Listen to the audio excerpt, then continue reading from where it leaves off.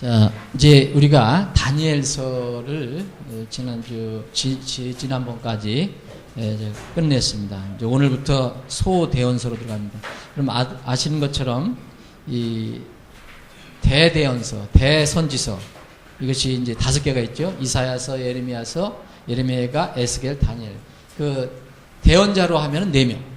성경으로 하면 5개. 이제 이것이 끝나고 이제 다니엘서가 끝나면은 이제 오늘부터 이제 호세아가 시작되는데, 호세아는 그 소대언서, 소선지서의 첫 번째 성경입니다. 그래서 우리가 구약 성경 39권 중에서 28번째, 이제 얼마 남지 않았습니다. 소대언서는 이제 그렇게 많은 시간이 걸리지 않을 것입니다. 성경 전 66권 중에서는 이제 그 28번째인데, 다시 한번 말씀, 대대언서하고 소대언서는 어떤 분들이 그렇게 질문하시더라고요. 소대언서하고 대언서는 그 대언자가 위대한 사람, 크고 위대한 사람이 쓴 거, 예레미야, 다니엘, 뭐 무슨 그 이사야 이런 사람들이, 에스겔, 이렇게 위대한 사람이, 더 큰 대언자가 쓴 거라고 생각하기 쉬운데 그게 아닙니다. 소대언서라고 해서 호세아가 위대하지 않은 성경이라는 얘기가 아니고, 이 대언자들이 쓴 그 기록한 이 성경이 간결하다는 뜻이에요. 적고 간결하다, 그런 뜻에서 소대언서입니다. 소선지서. 그 이사야서 길고 에스겔도 길고 다니엘도 비교적 길지만, 다니엘은 12장이잖아요. 호세아는 14장이에요. 그래, 다니엘이 더 길어서 그런 것도 아니고, 다니엘이 더 위대해서 그런 것도 아니고, 그 다니엘이나 이런 그 에스겔이나 예레미야 이런 거는 비교적 소대언서보다는 좀 이렇게 복잡하고 깊이 있고 좀 이렇게, 그래서 때로는 길고요. 근데 이 소대언서는 좀 간략하게 기록이 되어 있다. 그래서 그 소대언서라고 하는 겁니다. 절대 대언자들이 좀 부족하거나, 그 대대언자들보다 부족하거나, 무슨 뭐 중요성이 떨어지거나 그런 차원에서 얘기하는 것은 아닙니다. 자, 이제 호세아, 요엘, 아모스, 오바댜, 요나, 미가, 나훔, 하박, 스바냐, 학개, 스가랴, 말라기까지 이제 12개가 이제 남아 있습니다. 말라기까지 공부하면 이제 우리가 구약계로는 일단 정리를 합니다. 이게 신학교에서는 한 학기 하는 건데, 우리는 벌써 2년째 하고 있나요? 이제 그 개관을 한번 보겠습니다. 호세아서, 여러분 호세아서를 한번 펴 보시고요. 다니엘서 바로 다음에 있습니다. 자, 호세아서 1장 1절 제가 읽겠습니다. 유다왕 우시아와 요담과 아하스와 히스기야 시대에, 곧 이스라엘의 왕 요아스의 아들 여로보암 시대에 부엘의 아들 호세아에게 임한 주의 말씀이라. 여기 호세아에게 하나님의 말씀이 임했다. 그래서 이제 호세아라는 이름을, 대한자 이름을 따서 이제 성경 이름을 쓴 겁니다. 자, 이 호세아는 원래 이름이 여기는 호세아로 기록이 되어 있지만, 이 사람 원래 이름은 오쉐아라고 해서, 민수기 13장에 보면, 민수기 13장 16절 보면, 이 12지파의 대표를 하나씩 모아서 가나안 땅에 정탐시키는 장면이 나옵니다. 12지파 중에서 하나 대표씩 뽑죠. 12명을 이 가나안 땅으로 침투시키죠. 그래서 여기 정탐꾼의 이름이 나오는데, 이게 모세가, 이게 민수기 13장 16절에 보면 모세가 호세아를, 여기 호세아를 발음 나는 데로 하면 오쉐아입니다. 이 오쉐아를 여호수아로 부르더라. 여호수아로 부르더라는 그런 말이 나와 있습니다. 그래서 모세가 이 호세아를 여호수아로 이제 불렀다는 거죠. 물론 이 전에 여호수아라는 이름은 나옵니다. 출애굽기에 나오는데, 어떻게 이제 이름이 이렇게 조금씩 바뀌었는가를 이제 알려주는데, 원래 이제 호세아는 남한국하고 북한국이 있으면 북한국 그 대언자입니다. 북한국에 소속된 사람이에요.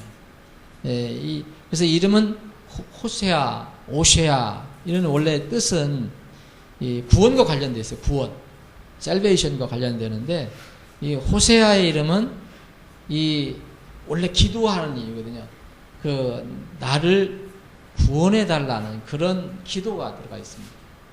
그래서 구원과 관련되는데, 그래서 이 호세아를 여호수아로 이제 모세가 바꾸잖아요. 이름을 민수기 13장 16절에 보면, 근데 호세아가 여호수아로 바뀌거든요. 여호수아로 바뀌는데 이 여호수아는 똑같은 이름이 예수예요. 신약의 예수. 그럼 여호수아라는 뭐냐? 여호수아라는 이게 호세아도 구원이라는 의미가 들어있고 여호수아도 들어있는데 여기는 이렇게 구원해 달라는 입장의 표현이 들어가 있고 여기는 뭐냐면 이 여호수아는 예수라는 이름과 똑같은데 뭐냐면 그분이 구원하신다라는 뜻입니다. 하나님이 구원하신다. 이게 그래서 구원자라는 의미가 여기 들어가 있습니다. 여호수아, 예수에는 구원자라는 의미예요. 그래서 그 마태복음 1장 21절에 보면 예수님께서 어떻게 하냐면 자기 백성을 그들의 죄에서 구원할 것입니다. 그런 뜻에서 이제 이 예수라는 뜻은 여호수아라는 이름과 같은 건데 구원자라는 뜻, 세이비어, 구세주. 이게 바로 여호수아의 이름인데 이 여호수아 이름 바로 직전에 있는 비슷한 구원이라는 이름이 들어가 있지만 그 이름이 호세아라는 거예요. 호세아. 그래서 이 호세아는 이 여호수아라는 이름으로 바뀌었는데 이제 그 여호수아라는 이름이 상징하는 것은 바로 예수다.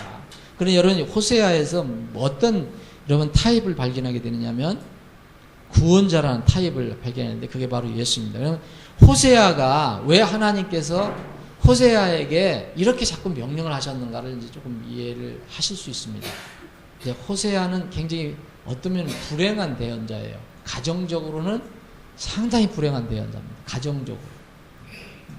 하나님이 명령을 하는데 이 호세아는 참 뭐랄까요? 세상 말로 처복이 없는 사람이에요.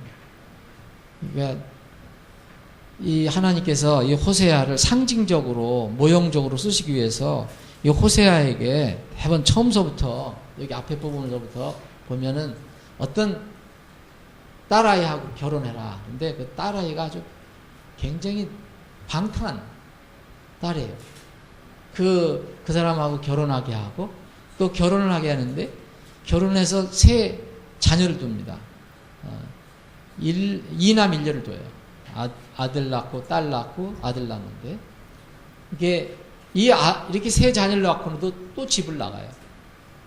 그 본 남편을 이렇게 본 남편은 만족 못하고 자기에게 여러 가지 뭐 물질을 제공해주는 여기서 보면 뭐 예를 들어 빵 주고 뭐 양털 주고 아마 주고 기름 주고 뭐 마실 것 주고 하는 그 본 남편을 떠나서 물질을 제공해주는 그런 자기의 애인을 따라 나가요. 이게 이제 호세아예요. 근데 이 하나님께서는 이 호세아에게 또 그 여인 데려와라. 데려와서 또 살아라. 라고 얘기합니다. 그래서 이건 뭐냐면 하나님께서 그렇게 말씀하시면서 이스라엘과 이 하나님과의 관계를 볼 때 조금씩 이렇게 집어넣으신단 말이에요. 그래서 이게 호세아는 무슨 대언자냐면 하나님의 그 아주 정말 뭐랄까요, 그냥 아프고 쓰린 그런 마음을 가지고 있는 그런 그 대언자로서 이제 그 방탕한 여인을 끝까지 데리고 사는 그런 대언자. 그러니까 얼마나 마음이 속이 상하겠습니까? 그러면서도 끝까지 사랑하는, 자기 것을 희생하면서 그 여인을 버리지 않고 끝까지 사랑하는 그런 모습에 하나님을 비춰주는 겁니다. 여기서. 그게 바로 호세아서입니다. 호세아서. 자, 그래서 북왕국 이스라엘의 대언자 호세아 이름은 이제 구원과 관련된다. 근데 호세아가 여호수아로 바뀌고 이제 예수님의 이름도 바뀌는데 이것이 이제 같은 히브리 언어에서 나온 겁니다. 자, 그 호세아는 남왕국의 대언자가 아니고 북왕국 대언자입니다. 그 북왕국은 흔히 이제 에브라임이라고도 부릅니다. 에브라임. 여러분들에게 에브라임이라고 나올 때 보면 이건 주로 1차는 북왕국을 가리킨다. 그 다음에 크게는 이제 또 이렇게 이스라엘도 가릴 때가 있지만 이 에브라임은 그 북왕국을 가르치는데 12지파 중에서 그 10지파가 저기 속했잖아요. 북이스라엘에. 여기에서 가장 큰 지파입니다. 힘 있는 지파. 이게 에브라임이었습니다. 그래서 북왕국을 흔히 에브라임이라고 했고요. 그 지금 우리가 1절에서 읽은 대로 요아스의 아들 여로보암 시대에 호세아에게 임했다 그랬잖아요. 이거 벌써 이제 그 이스라엘이 거의 이제 기울어가는 때인데 그 여기에서 나온 여로보암은 그 요아스의 아들 여로보암은 2세입니다. 2세. 그 북왕국의 창시자는 여로보암 왕이죠. 여로보암 왕인데 여기에 여로보암은 여로보암 2세라고 불리는 사람입니다. 그래서 첫 왕이 북왕국의 첫 왕이 이제 그 여로보암이었잖아요. 그래서 여로보암인데 여로보암이 에브라임 지파 출신입니다. 그래서 북왕국을 여로보암 그 에브라임이라고도 한다. 참고로 기록자는 물론 호세아고요.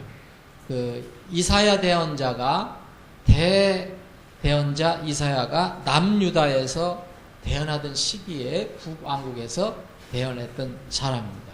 여기 이제 요나하고도 관련이 되고요. 자, 수신자는 이스라엘이고요. 우리에게도 해당되고요. 이 목적은 뭐냐면 이스라엘 백성에게 하나님의 긍휼이 많으신 하나님을 계속 보여줍니다. 그리고 주제는 북왕국 이스라엘의 배교, 그리고 타락한 뒤에 심판하는 것, 그리고 심판 뒤에 하나님의 은혜로 다시 회복하는 것, 이런 주제인데 이것을 어떻게 저기를 맞췄느냐 하면 그 신실한 남편과 아주 그 방탕한 여인을, 이 부부를 하나를 이렇게 그림으로 그려놓은 겁니다. 그러니까 이 남편이 신실한 남편인데 아내는 바람이 많이 나요. 그래서 이 정부를 잘 따르다니. 이거 간음을 하는 여인이죠. 근데 뭐 때문에 쫓아다니냐면 자기한테 조금 더 이렇게 물질적으로 해주고, 이렇게 비유 맞춰주고, 이런 정부를 따르는 여인으로 이렇게 그려지는데, 바로 이 여인이 이스라엘의 모습을 가리킵니다. 근데 이 신실한 남편 하나님은 계속해서 이스라엘이 방탕해서 또 불러들이고 하는 그런 모습을 대언자의 삶을 통해서 이제 보여주시는 것입니다. 그게 이제 호세아의 그 주제입니다. 그러면은 하나님께서는 긍휼을 가지시고 사랑을 가지시고 이렇게 자꾸 불러드리잖아요. 또 이렇게 방탕해서 도망가면 또 다시 불러드리고 할 때 가장 많이 쓰이는 용어가 뭐겠습니까? 집 나간 아내에게 돌아오라 광고하잖아요. 예? 그래서 돌아오라는 말이 많이 나와요. 돌아오라. return 이라는 말이 많이 나옵니다. 짧은 이 성경에 하나님의 마음, 지금 여기는 그 선민 이스라엘이 이렇게 다시 방탕해서 나간 걸 얘기하지만, 사실 이 돌아오라는 하나님의 음성은, 남편의 음성은 구원받지 못한 이 사람들이 엉뚱한 세상에 매여 있거든요, 지금. 그러니까 하나님께서 계속 돌아오라 그러시죠. 세상을 향해서 돌아오라. 사랑이라는 단어가 주로 많이 나옵니다. 자, 6장 6절의 중요한 많은 절 중에서 하나 보면은요, 나는 긍휼을 원하고 희생물을 원치 아니하며 번제 헌물보다 하나님 아는 것을 더 원하였으나 그들은 사람들 같이 언약을 여기며 거기서 나를 대적하고 배신하였다. 10장 12절은 너희 자신을 위하여 의 안에서 심고 긍휼 안에서 거두며 너희의 묵은 땅을 부수라. 그 묵은 땅을 부순다는 거, 우리가 이제 구원을 받으려면 반드시 묵은 땅이 기경이 돼야 돼요. 전에 성경으로 기경하라 그렇게 되어 있을 겁니다. 기경하라. 가라 뒤엎어라. 부수라. 너희 묵은 땅을 부수라. 지금은 곧 주를 찾을 때이니 마침내 그분께서 오셔서 의를 비같이 너에게 내리시리라. 자, 호세아 성경의 특성을 몇 개 보겠습니다. 자, 이제 호세아는 그 북왕국 이스라엘에 대해서 대언을 한 사람인데, 이 북왕국 이스라엘 출신이에요. 호세아. 거기 출신이에요. 거기 출신이고 자기 조국을 위해서 대언한 사람인데, 이 사람과 비교가 되는 사람이 있습니다. 요나가 있는데, 요나는 출신이 남유다예요. 남유다. 어떤 면은 그때 이제 남북으로 나눠서 다른 국가라고 생각하면은, 그 요나는 북왕국에 와서 이 선교를 했는데, 이게 바로 외국인 것 같은 거죠. 지금 같은 외국인 전도자, 외국인 선교사 같아요. 자기 나라 유다에서 한 게 아니고 북왕국으로 올라가서 요나가 선교한 게 니느웨죠. 니느웨. 하여튼 그래서 이 호세아는 자기 본국 출신이에요. 자기 나라에서 한 거고, 요나는 이 남유다에서 태어나서 북왕국에 가서 이 선교했던 사람입니다. 그 호세아는 세 가지 주제를 반복해서 선포했습니다. 자, 첫 번째는 하나님께서는 백성들의 죄를 미워한다.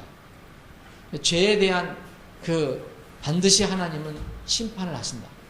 죄, 심판. 그리고 세 번째는 그럼에도 불구하고 심판 중에서도 하나님 문을 열어놓고 긍휼과 사랑을 베푸신다. 그것이 세 가지 이 호세아가 반복해서 전하는 메시지입니다. 근데 이제 대언서를 우리가 이제 호세아 보고 요엘 보고 아모스 오바댜 이렇게 쭉 보는데, 특히 이제 아모스를 보면 우리가 마지막 때에 주님께서 오실 때 그 무서운 심판의 내용들이 이제 상징적으로 기록이 되어 있는데, 이 아모스는 거의 무서운 심판만 기록이 되어 있습니다. 정말 무섭도록 이렇게 이스라엘의 죄를 들춰내고 그 임박한 심판에 대해서 선포한 사람이 남유다 출신의 그 아모스입니다. 근데 이게 비교해보면 호세아는 이 심판을 얘기하지만 이 하나님의 긍휼을 거기에 이게 잘 드러내줬다. 그래서 아모스와 비교하면 그런 차이다. 아모스는 하나님의 긍휼이 많이 나타나지 있지 않습니다. 호세아는 다른 성경처럼 이게 불순종으로 인하면 반드시 무서운 심판이 있다. 그럼에도 불구하고 그 심판 속에서도 이제 주님께 돌아오라는 소망을 제시한다. 자, 소선지서 중에서 가장 긴 책입니다. 14장이에요. 14장. 11장부터 14장까지 되어 있는데, 이 호세아는 다른 성경과 비교해 보면은 특이한 게 있는데, 다른 구약 성경에서는 이 호세아를 언급된 적이 없습니다. 호세아를 언급하지 않았습니다. 다만 신약 성경에서 로마서에서 한 번 언급이 됐고요. 그리고 간접적으로는 몇 군데 이렇게 언급이 된 데가 있습니다. 자, 내용을 한번 보시면 1장서부터 3장까지는 방탕한 아내와 신실한 남편의 관계를 그리고 있습니다. 방탕한 아내와 신실한 남편. 남편은 물론 호세아고 아내는 고멜이라는 사람입니다. 고멜이라는 여인. 1장에 결혼을 하죠. 호세아가 하나님 명령에 따라서 고멜과 결혼하는데, 이게 무슨냐면 그 두 사람이 실제 결혼을 한 거지만 하나님께서는 이것을 통해서 대언을 하신 것이죠. 대언. 앞으로 이렇게 이스라엘과 하나님의 관계를 이제 대언하신 거죠. 근데 2장에 보면 고멜이 간음을 합니다. 이스라엘이 영적 간음을 합니다. 하나님이 이렇게 선민으로 택하신 이후에 엄청난 영적 간음을 했어요. 3장에는 또 고멜을 호세아가 다시 받아들입니다. 이제 4장부터는 좀 구체적으로 이스라엘 관계를 얘기하세요. 방탕한 이스라엘, 공의 하나님. 이 방탕한 이스라엘은 고멜이 상징적으로 보여주고 있고요. 공의 하나님은 신실한 남편 호세아가 간접적으로 이렇게 보여주고 있습니다. 그리고 11장부터 14장까지는 이 방탕한 이스라엘에 대한 하나님의 이 참 넓으신 사랑, 이것을 하나님의 사랑을 얘기합니다. 그래서 11장에 보면 이스라엘이 아이였을 때부터 사랑하신 주님을 얘기하고 있고요. 이스라엘이 주님께 돌아가서 회복되는 것, 이것이 14장에 기록이 되어 있습니다. 자, 호세아 속에 계신 그리스도는 여러분들이 많이 찾아낼 수 있는데, 3장에 보면, 여러분 호세아 3장을 보실까요? 3장에 보면 5절로 되어 있는 아주 짧은 그 장인데, 여기에서 보면 이 주님께서 그 호세아에게 그 여인, 이제 가늠하러 나간 여인을 다시 이렇게 데려오라고 얘기합니다. 시장에 팔린 여인에게 다시 이제 그 은 15개, 보리 1호멜, 보리 반 호멜로 그녀를 다시 데리고 와라, 사서 데리고 오라라고 이야기합니다. 고멜을 노예시장에서 사오시는 호세아는 여러분들이 아주 좋은 예수 그리스도의 하나님의 모형이 될 수 있거든요. 사왔다 이거예요. 여러분 고린도전서 6장에 보면 우리를 하나님의 피에 값주고 사셨다 그랬어요. 사셨다. 그래서 사왔다는 건 우리가 우리가 노예에 팔려 있었는데, 죄의 노예에 팔려 있었는데 하나님께서 그것을 꺼내주시기 위해서 예수 그리스도의 그 피를 값으로 치르시고 꺼내오신 모양을 보여주고 있습니다. 이게 바로 예수 그리스도의 모형이죠. 그리고 3장 5절에 보면 또 자기들의 왕 다윗을 찾게 될 것이다. 하나님과 자기들의 왕 다윗을 찾게 될 것이다. 자기들의 하나님과 자기들의 왕 다윗을 찾게. 여기서는 하나님은 여호와 하나님, 자기들의 왕 다윗은 예수 그리스도, 자기들의 왕이 뭡니까? 앞으로 이제 지금 예수 그리스도를 부인했지만 이제 예수님 오실 때는 그 찌른 자들도 보게 될 것이고, 그분이 자기들의 왕이라는 것은 이제 고백을 하게 되죠. 자기들의 왕을 찾게 되는데, 그게 이제 바로 이 그리스도고, 그 마태복음 11장 1절에 보면 이집트에서 불러낸 이게 이제 호세아에서 나오는 말씀인데, 호세아 11장 1절에 보면 이스라엘이 아이였을 때 내가 그를 사랑하고 내 아들을 이집트에서 불러내었노라. 이게 많이 상징적이죠. 여러분, 이게 그 이스라엘이 아이였을 때 예수님께서 이제 이 죽음을 이제 피하시기 위해서 헤롯이 무조건 다 죽이니까 이제 하나님께서 요셉에게 꿈으로 이제 애굽에 가서 좀 피해라 그랬어요. 때가 되면 내가 다시 부르겠다. 그것을 이렇게 표현합니다. 내 아들을 이집트에서 불러내었노라. 이집트에서 불러낸 내 아들은 마태복음 2장 15절에 나와 있는 바로 예수 그리스도의 모형이죠. 이집트에서 불러낸 아들이라는 말이 쓰여진 다른 사람은 아무것도 없습니다. 자, 영혼의 양식, 이걸 하나 보겠습니다. 자, 호세아하고 고멜이 결혼을 합니다. 근데 호세아는 굉장히 신실한 신랑이고, 고멜은 정말 방탕한 여인입니다. 여러분, 형제들이 있다면 정말 이런 여인하고 누가 결혼을 하겠습니까? 절대 안 할 겁니다. 지금. 또 지금 이 시대에 그렇게 결혼해서는 안 되고. 근데 이건 상징적이에요. 뭐냐면, 새 아이를 낳은 후 다른 사람과 살겠다고 집을 나갔거든요. 그 몸을 파는 그런 사람이 되었습니다. 이게 노예가 됐어요. 시장에. 근데 호세아가 다시 하나님의 명령을 받고 다시 데려다가 삽니다. 여러분, 호세아가 얼마나 가슴이 아팠겠습니까? 예? 그 호세아가 그런 결혼 생활을 통해서 절감한 것이 뭘까요? 호세아가 느낀 게. 여러분, 어떻게 생각하십니까? 하나님 마음을 이해해보라는 겁니다. 이스라엘을 택하시고 이스라엘을 신부로 삼아주시고 아내로 삼아서 사는데 이스라엘이 만날 집을 나가는 거예요. 여기에 신실한 남편이 있는데 맨날 다른 데 눈을 돌리는 거예요. 눈을 돌려서 기웃기웃거리고 조금만 뭐 하면 금방 남편 버리고 엉뚱한 이 남자에게 가서 그렇게 가늠하는 거예요. 이거를 하나님은 이스라엘의 모습을 보신 거예요. 사랑하는 여러분, 여기 호세아는 하나님의 크신 사랑과 긍휼을 강조하는 성경입니다. 그런데 저는 여러분들에게 말씀드리고 싶은 것이 하나님의 크신 사랑, 긍휼을 강조하는 그런 것으로만 이 성경을 읽지 마시라는 거예요. 우리 편에서는 그렇게 생각할 수 있지만 하나님 편에서는 한번 생각해요. 하나님의 마음을 우리가 다 이해는 못하지만 하나님은 얼마나 그 이스라엘을 데리고 이스라엘을 이렇게 인도할 때 얼마나 마음이 아프셨을까요? 여러분들 그 구약성 읽어보시면 이 모세하고의 관계, 모세가 그 백성하고의 관계, 그럴 때 하나님이 소위 얘기하면 우리 말 속상해하는 그런 게 보이잖아요. 그래서 우리는 호세아 읽을 때마다 하나님의 사랑, 긍휼도 우리가 이해해야 되지만 고멜과 같은 우리의 모습을 바라봐야 된다.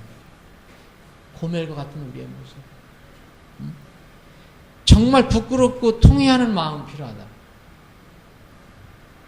하나님께서 또 받아들이고 또 긍휼히 여겨주고 또 용서해주고 그래도 또 도망가.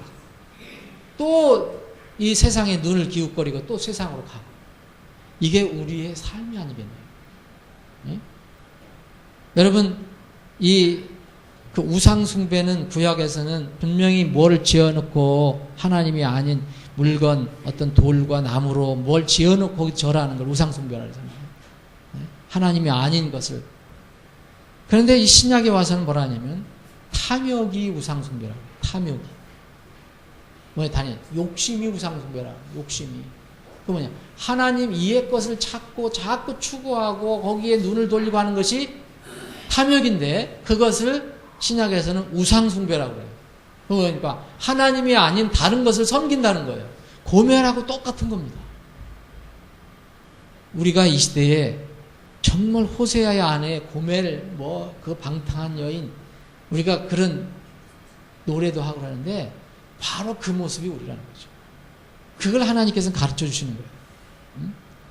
정말 이 고멜이라는 여인은 그렇게 신실한 남편이 있는데도 불구하고 누가 조금만 돈을 들이밀고 누가 조금만 물건을 들이밀고 누가 조금만 눈짓만 해도 거기에 빠져나가요. 돈을 사랑하는 것, 탐욕은 우상숭배입니다. 하나님 자녀의 우상숭배는 영적 간음입니다. 영적 간음이잖아요. 두 주인을 섬길 수 없다고 그랬는데 이게 현대 그리스도인의 모습이라는 거예요. 그래서 우리는 이 호세아를 읽을 때마다 우리 자신의 모습을 돌아보고 고멜과 같은 모습을 찾아내요. 그래서 그 모습을 부끄러워하고 통회하는 마음이 있어야 됩니다. 하나님은 끝까지 사랑하신다. 이거 좋은 거지만 고멜의 모습을 살펴봐라. 그 고멜을 데리고 사는 남편이 얼마나 속이 썩었습니까? 주님, 사실 우리 지금 하는 대로 주님께서 우리가 심판하신다면, 정의대로 하시면 우리는 벌써 그냥 하늘에 가 있을 거예요. 근데 계속 긍휼히 여겨 주잖아요. 또 기다려 주시고 또 용서해 주시고. 여러분, 근데 하나님의 사랑은 끝이 없지만 결코 문자적으로 끝이 없는 건 아닙니다. 어느 때가 되면 끝이 납니다. 긍휼은요 영원한 것이 아닙니다. 때가 되면 그것이 끝날 때가 있어요. 그래서 가급적 속히 돌아오는 것이 제일 현명한 일이라는 거죠. 여러분, 하나님 분명히 심판을 하신다고 그랬어요. 고멜이 끝내 그 하나님의 사랑을 끝내 받아들이지 않았다면 할 수 없어요. 심판받는 겁니다. 이것이 이 호세아와 고멜이 주제가 되는 호세아서의 그 우리가 얻을 교훈입니다. 이 교훈을 여러분들 얻으시기 바랍니다. 주님, 오늘도 모이게 하시고 말씀을 나눌 수 있게 하시니 감사합니다. 이 시간 이후로 진행되는 모든 절차를 통해서 주님께서 영광 받아주옵시고, 우리는 주님께서 예비한 오늘 복된 주일, 주님께서 예비하신 그 은혜를 풍성히 누리는 하루가 되게 하여 주옵소서. 거룩하신 예수님의 이름으로 기도합니다. 아멘.